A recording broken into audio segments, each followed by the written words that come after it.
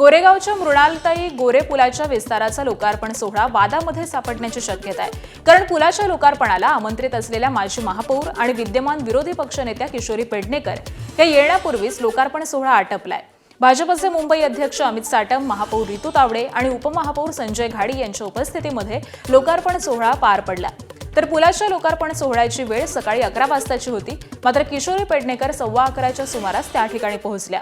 15 मिनिटे उशीर झालेल्या किशोरी पेडणेकर उद्घाटनाला मुकलेल्या आहेत आणि यावरती महापौर रितू तावडेंनी प्रतिक्रिया दिली आहे। एखादी वेळ निश्चित करतो तर त्या ठिकाणी वेळेला महत्त्व देणं गरजेचं, ते सगळ्यांनी राखणं गरजेचं, असं रितू तावडेंनी म्हटलंय।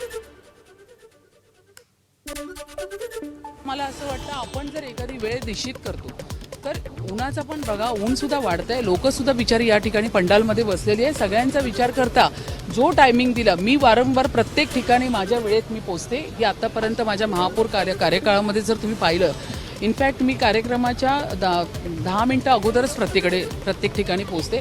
तर वेळेला महत्त्व देणं फार गरजेचं आहे। हे वेळेचं महत्त्व सगळ्यांनी राखलं पाहिजे।